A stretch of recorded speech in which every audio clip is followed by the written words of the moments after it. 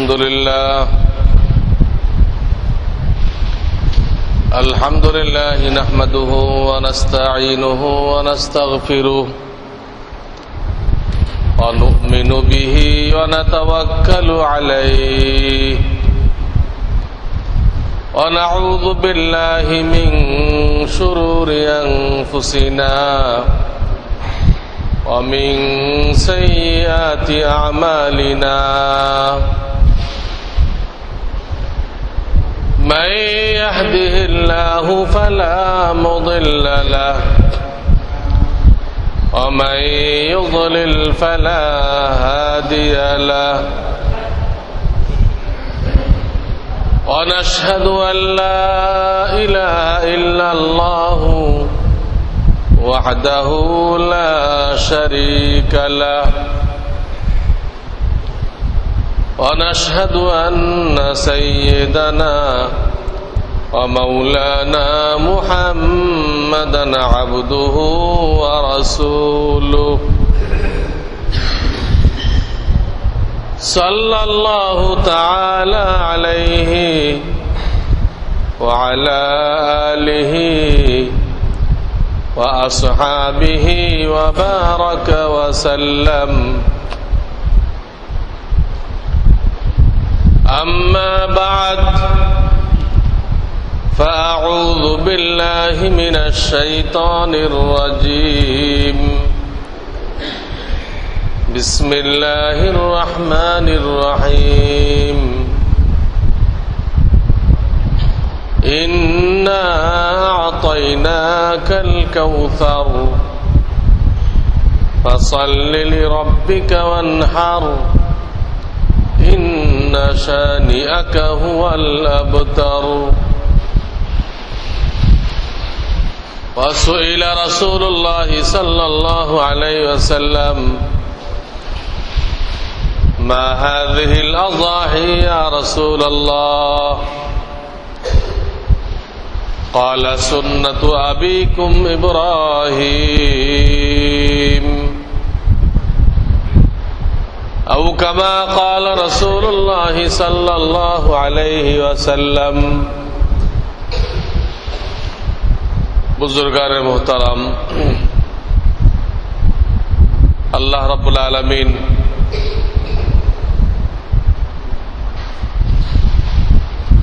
আজকের দিনকে আমাদের জন্য ঈদুল আজহা ঘোষণা করেছেন। আমাদের জন্য দুনিয়াতে খুশির জন্য আল্লাহ তাআলা যেসব ব্যবস্থা করেছেন তার মধ্যে একটা গুরুত্বপূর্ণ খুশি হলো এইটা, ঈদ মানে খুশি। আজহা কুরবানিকে বলা হয়। আল্লাহর জন্য কুরবানি করো আর আন্তরিকভাবে খুশি প্রকাশ করো। এই জন্য আজকের দিনের যে সুন্নত মুস্তাহাব কাজ আছে,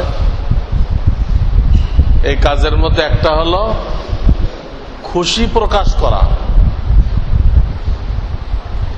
আল্লাহ খুশি করতে বলেছেন, নিজেকে আমাদেরকে খেতে বলেছেন, আত্মীয় স্বজন গরিব মিসকিন তাদেরকে খাওয়াইতে বলেছেন, দান খয়রাত করতে বলেছেন। এই জন্য আমাদের দায়িত্ব আজকে আল্লাহর এই নেয়ামতের উপরে খুশি প্রকাশ করা।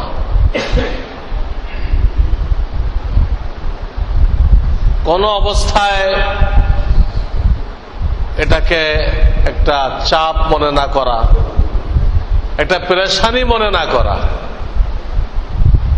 অনেকে না বুঝে পেরেশানি মনে করে যে একটা ঈদ যাইতে পারলো না, আবার আর একটা ঈদ, কোথায় এত টাকা পয়সা পাওয়া যায়। তারা মনে করে সব নতুন লাগবে। পরিবারের সকলের জন্য নতুন কাপড় লাগবে, এমনকি ঘরের ফার্নিচারও বদলাইতে হবে। এইগুলো খামাখা। ফার্নিচার বদলানোর তো কোনো হাদিস নেই, আর ফার্নিচার কোনো জরুরি জিনিসও না। এটা আমাদের যুগের লোকেরা আবিষ্কার করছে ফুটানি দেখানোর জন্য, তো কোনো জরুরি কিছু না। এইগুলো করতে যায় মানুষ পেরেশানির মধ্যে পড়ে আর ঈদকে চাপ মনে করে।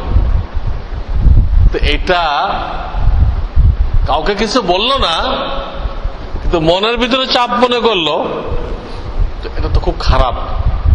যেখানে আল্লাহ নির্দেশ দিচ্ছেন খুশি হও, আমার নেয়ামতের শুকরিয়া আদায় করো, বেশি বেশি তাকবীর পড়ো। 13 তারিখ পর্যন্ত তাকবীর চালাইতে হবে। এই খুশির শুকরিয়া, ঈদ যেটা খুশি, এই খুশির একটা শুকরিয়া হলো তাকবীর। এই তাকবীর 13 তারিখ আসর পর্যন্ত চলবে। তো এই অবস্থায় আল্লাহ না করুক যদি কেউ মনে মনে অসন্তুষ্ট হয়, তো এইটা তো একটা আল্লাহর সাথে মোকাবেলা করার মতো একটা অবস্থা, যেটা তার ঈমানকে কমজোর করে দিবে। এই জন্য আমরা পরিবারের সকলকে সহিহ ইলম শিক্ষা দেই যে হাদিসে কি আছে। ঈদ উপলক্ষে ফার্নিচার বদলাতে আছে, যেখানে কাপড় চোপড়ের কথা নেই। লেবাস সম্পর্কে যত হাদিস, 8-10টা হাদিস আছে, সব লেবাসে লিয়ালবিস আহসানা মা ইয়াজিদু, তোমার যে কটা সেট আছে এর মধ্যে যেটা ভালো এটা পরে আসো, নতুন তো নেই। আমরা নিজের পক্ষ থেকে এক এক শর্ত জুড়ে দিয়ে পরেশান হইলাম, আর আল্লাহর উপরে মনক্ষুণ্ণ হয়ে ঈমান নষ্ট করলাম, ঈমানকে কমজোর করলাম। এটা কোনো মুমিনের শান না। এই জন্য ইলম শিক্ষা করা ফরজ করা হয়েছে। তা নাহলে মানুষ অনেক সময় এমন কথা বলে ফেলে বা মনে মনে এমন একটা ধারণা পোষণ করে যেটা ঈমানের সাথে সংঘর্ষ করে, তার ঈমানকে বিপদগ্রস্ত করে দেয়।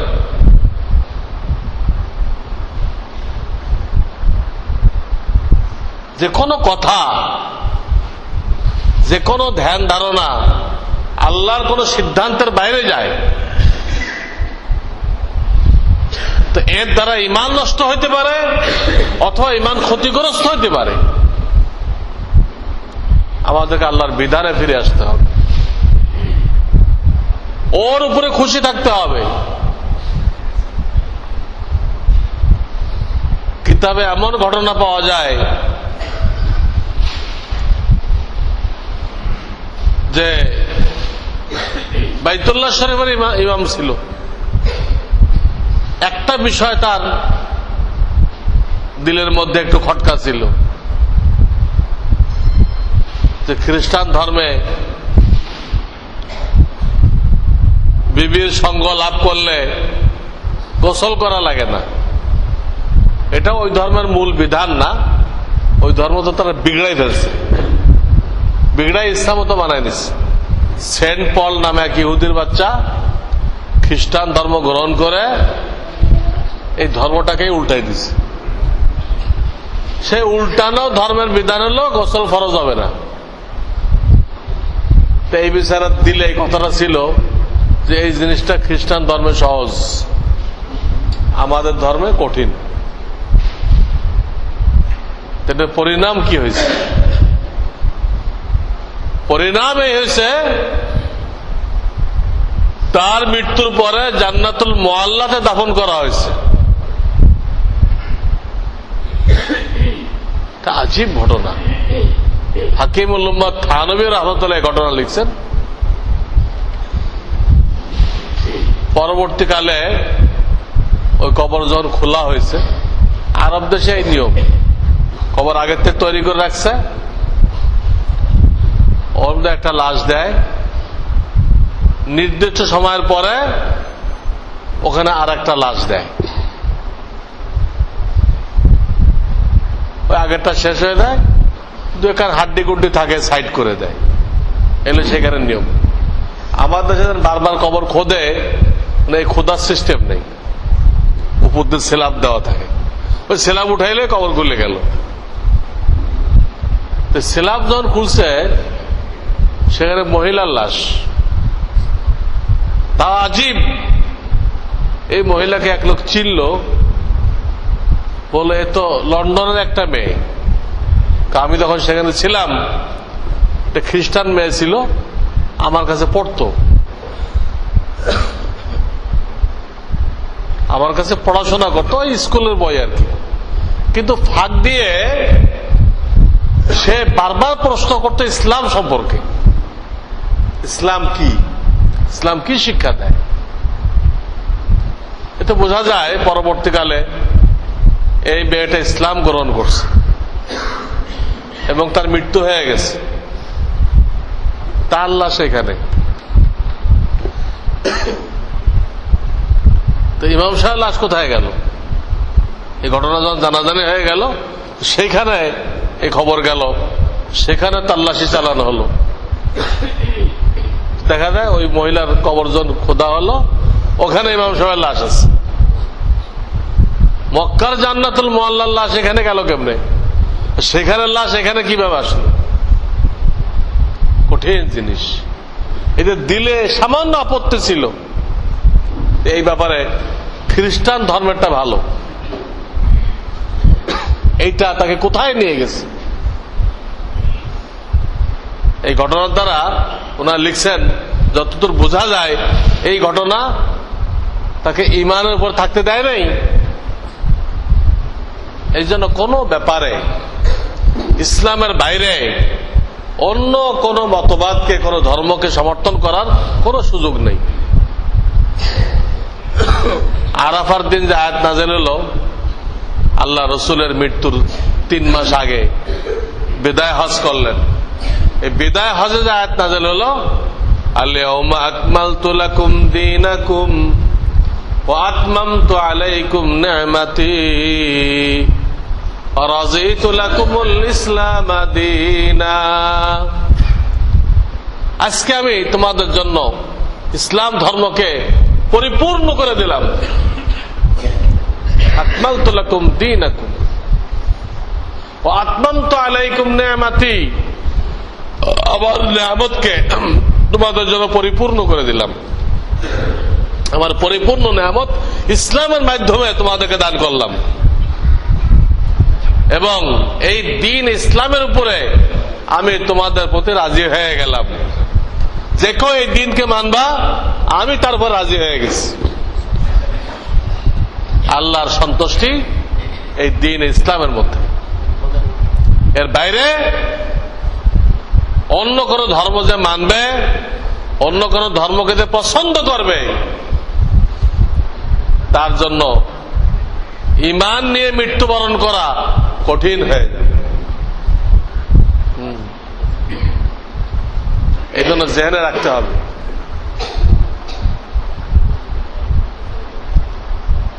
জেনে রাখতে হবে যে আমাদেরকে আমল যতটুকু হোক, কারো আমলে কমই থাকতে পারে, বিশ্বাসটা 16 আনা সহি রাখতে হবে। কারণ আমলের ত্রুটির কারণে মানুষের ঈমান যায় না, ঈমান নষ্ট হয় না। সে গুনাহগার হলো, ফাসেক মুমিন, কিন্তু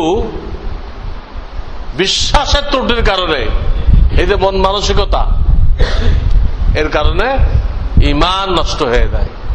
ঈমান নষ্ট হয়ে গেলে আমল যত থাকুক, কোন আমল কোনো কাজে আসে না, কোন আমল কোনো কাজে আসে না। ঈমান ঠিক রাখতে হবে। এই জন্য বারবার আমি বলে থাকি যে এলেম শিখতে হবে। এলেম শিখলে দিলের মধ্যে আল্লাহর ভয় আসে। আল্লাহর ভয় যখন আসে তো সে ইসলাম অনুযায়ী চলে, সে কামিয়াব। যে ব্যক্তি ইসলাম অনুযায়ী চলতেছে না, ইসলামের ব্যাপারে তার আপত্তি আছে, মুহাম্মদ নাম রাখতে শরম পায়, টুপি দাড়িতে শরম পায়, ইসলাম মানতে কষ্ট হইতেছে, দলিল তার দিলের মধ্যে আল্লাহর ভয় নেই। যদি সে আলেম হয়ে থাকে, সে আলেম হয় নাই, ওলামা সু বলা হবে। সহি আলেম আর অন্তরে আল্লাহর ভয়, এটা একদম জরুরি। এলেম আর আল্লাহর ভয় একসাথে গাথা। এলেম আছে, আল্লাহর ভয় নেই, ওই এলেমটা বেকার, এটা জবানের একটা চাপাবাজি, এটাকে এলেম বলা হবে।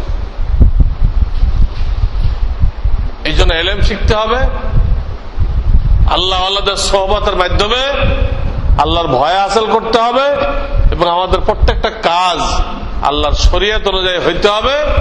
কিন্তু আল্লাহ চাইছেন আজকে খুশি পালন করো, খুশি হয়ে তৌফিক থাকলে কুরবানি করো, নিজে খাও, অন্যকে খাওয়াও।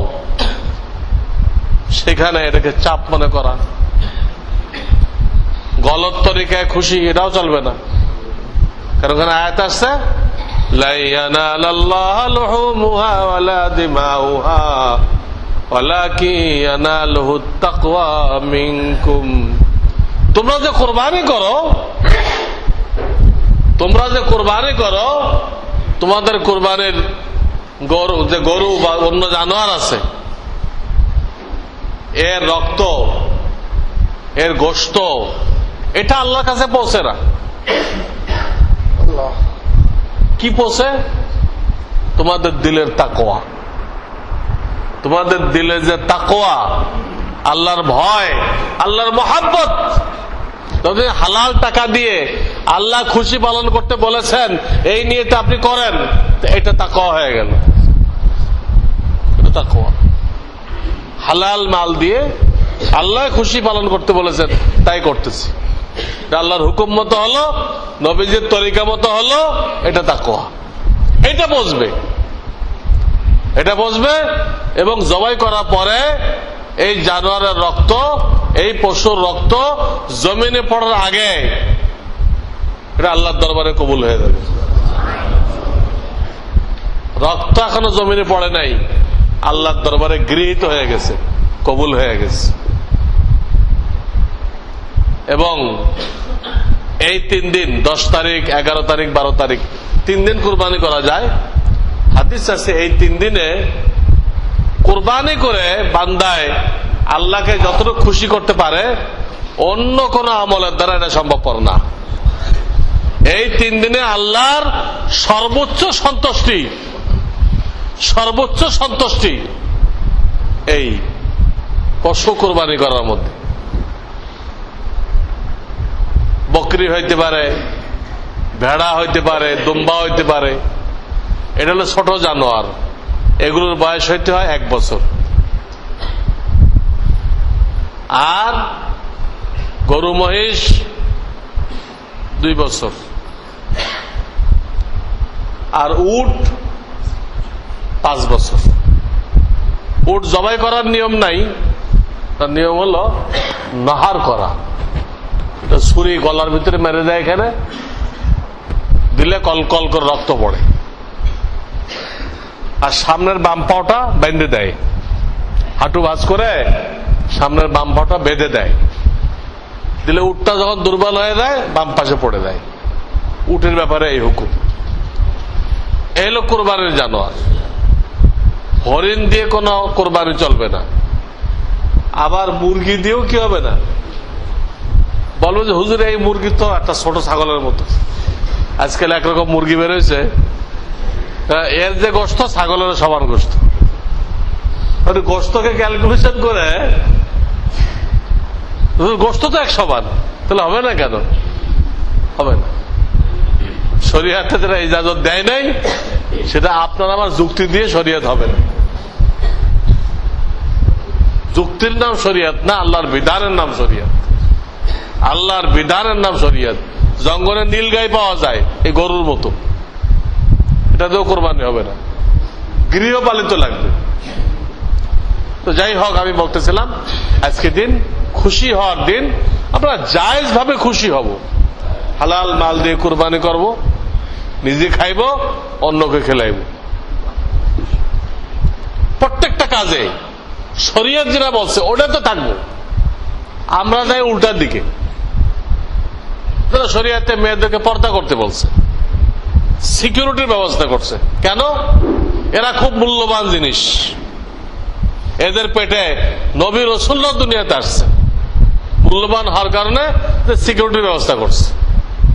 আমরা এটাকে তাদের স্বাধীনতার বিরুদ্ধে মনে করতেছি, তো ইমান কোথায় থাকবে? আমরা এটাকে মহিলাদের স্বাধীনতার বিরুদ্ধে মনে করতেছি। মেয়েদেরকে স্বাধীনতা দেওয়া হয়নি, দিয়ে আমরা রাস্তা নামাই দিচ্ছি। রাস্তা নামাই দিলাম, পুরুষের জন্য লোভনীয় জিনিস রাস্তায় নামাই দিলে কি বলে ইপটিজিং, এটা হবেই, এটা হবেই। এখন আর তাদেরকে জেলে দেওয়া হইতেছে, সব কি আবার বুঝিয়ে আসে না। আল্লাহ সিকিউরিটি মানা হলো না, এখন অ্যাক্সিডেন্ট হবেই। আপনি আম ছিলে খোলা রাখছেন, কাঁঠালটারে খোলা রাখছেন, তো এখানে সব মাছি চলে আসবে। মাছিদের জন্য আপনার এই সিলাম ভাঙ্গা কাঁঠাল খুব লোভনীয়, সব দলে দলে এসে পড়বে। আপনার দায়িত্ব তাড়াতাড়ি ঢেকে দেন। সিলামগুলো 8টা প্লেট দিয়ে কি করেন, ডিশের উপরে 8টা প্লেট দেন, ঢেকে দেন। আপনি ঢাকার ব্যবস্থা করলেন না, আপনি এই মাছি মারার জন্য কামান দাগাইলেন। কটা মাছি মারবেন? মাছি মারার জন্য কামান দাগানো এটা ঠিক না, এটা ঢেকে দেন। কয়টা ইপটিজিং আপনি বন্ধ করবেন? এই জন্য আল্লাহর বিধানে ফিরে আসতে হবে। প্রত্যেকটা ব্যাপারে আল্লাহর বিধানে ফিরে না আসলে কোনোদিনও কামিয়াব হওয়া যাবে না। এবং এটা আল্লাহর যে ইমানের কথা বলেছে, ইমানের জন্য ঝুঁকিপূর্ণ। আল্লাহ কইছে এর মধ্যে মেয়েদের কামিয়াবি, আর আমরা কইতেছি না মেয়েদের স্বাধীনতার বিরুদ্ধে। আল্লাহর সাথে কি আল্লাহ থেকে বেশি দরদি হয়ে গেলাম? আল্লাহ থেকে বেশি খায়েরকা হয়ে গেলাম মেয়েদের জন্য? নাউযুবিল্লাহি মিন যালিক। যাই হোক, আমাদের উদ্দেশ্য হলো এই প্রত্যেকটা ব্যাপারে আল্লাহ রাসূলের বিধান কি, তরিকা কি, ওটাতে ফিরে আসলে কামিয়াবি হাসিল হবে। তো আজকে ঈদুল আজহা, আজকে সুন্নত তরিকা আমি গত জুমাতে বয়ান করে দিয়েছিলাম যে গোসল করে উত্তম লিবাস পরিধান করে আতর ব্যবহার করে তাকবীর পড়তে পড়তে, আওয়াজ করে তাকবীর পড়তে পড়তে, পায়ে হেঁটে, যারা কাছে কাছে আছে পায়ে হেঁটে ঈদের নামাজে আসতে হয়। ঈদের নামাজ আসার পরে প্রথম ঈদের নামাজ হবে। এই ঈদের নামাজে কোনো আজানও নেই, একামতও নেই। এটা আল্লাহ পরীক্ষামূলক, আজান একামত রাখে নাই। সারা বছর আজান হয়, আজকে হবে না।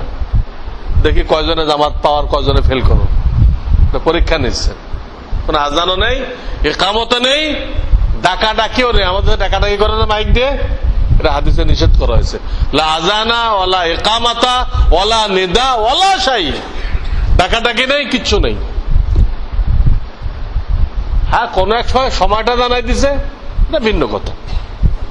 কিন্তু এই যে ঈদ শুরু হওয়া পর্যন্ত মাইকিং করতেই থাকে, এই কটা ঈদ হবে, এই হবে, সেই হবে। না, হাদিসের বিরুদ্ধে কাজ এগুলো, হাদিসের উল্টা। তো 2 রাকাত নামাজ হবে।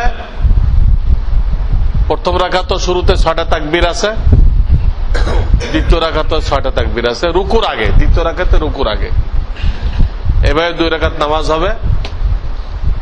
সালাম ফেরানোর সাথে সাথে তাকবীর দিব একবার। প্রত্যেক ফরজ নামাজের পরে দিতে হবে একবার।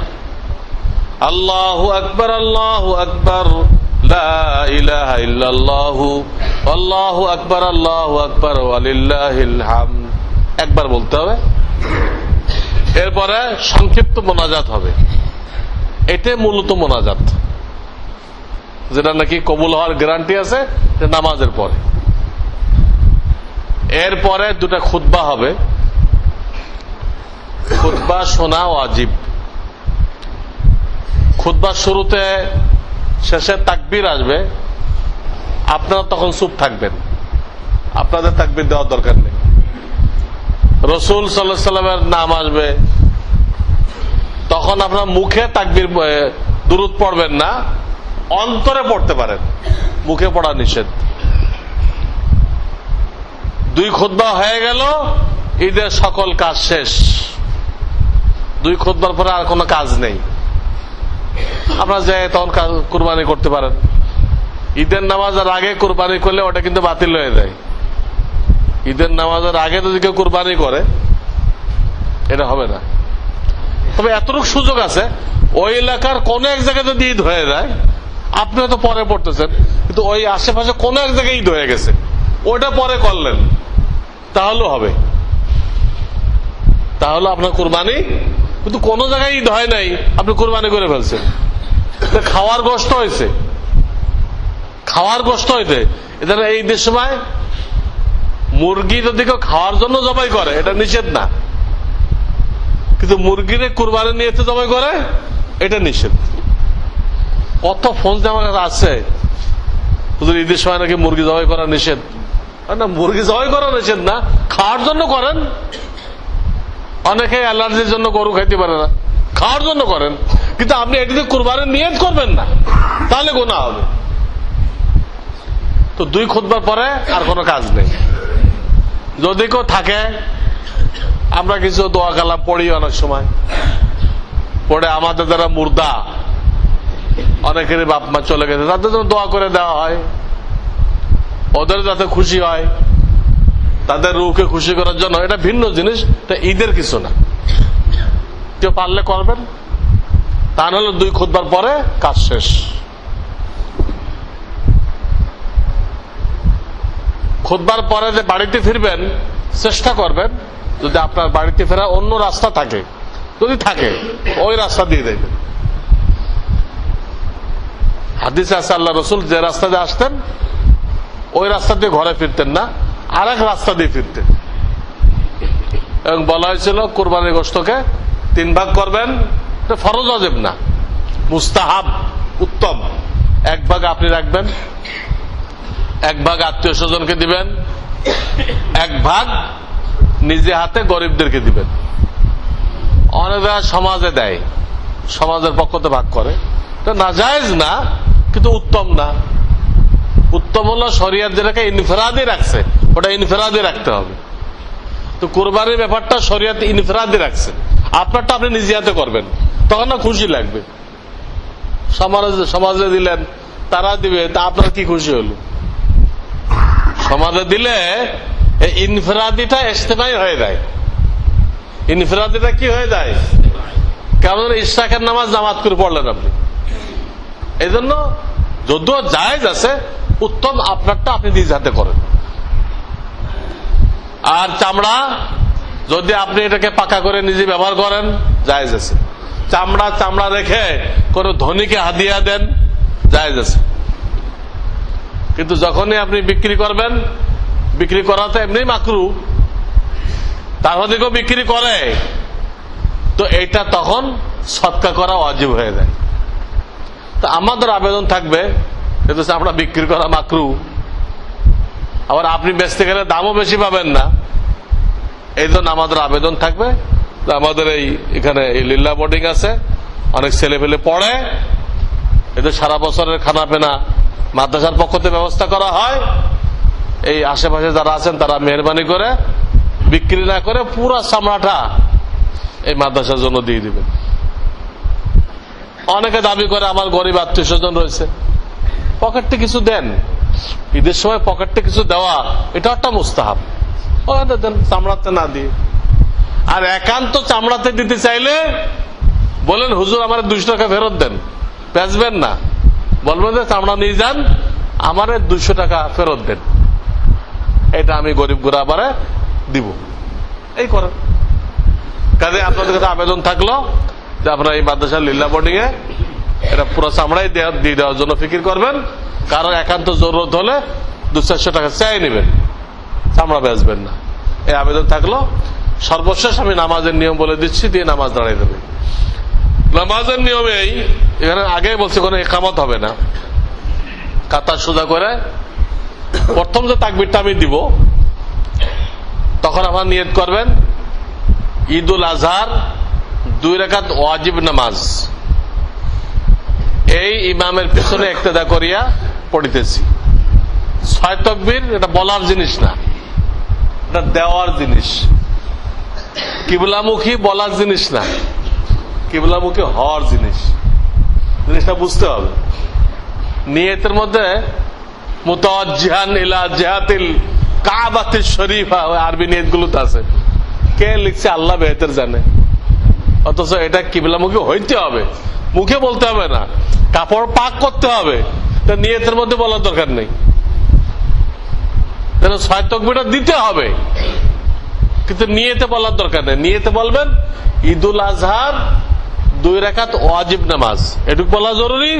আর ইমামের এই ইমামের ইক্তেদা করে পড়তেছি, কোন ইমাম আপনার জানার দরকার নেই, এইখানে যে ইমাম আছে ওই ইমামের ইক্তেদা করে পড়তেছি, বাস এটুকু কইলেন আপনার নিয়ত আদায় হয়ে গেছে। মুখে বলাও জরুরি না, অন্তরে খেয়াল করলো নিয়ত হয়ে গেল।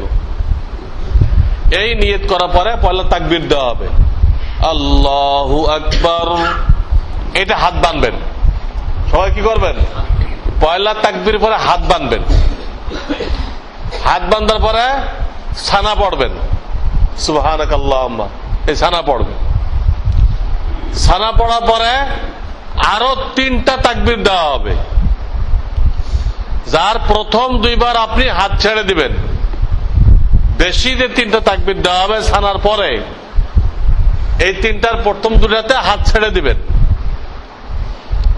তৃতীয়টায় হাত বেঁধে ফেলবেন।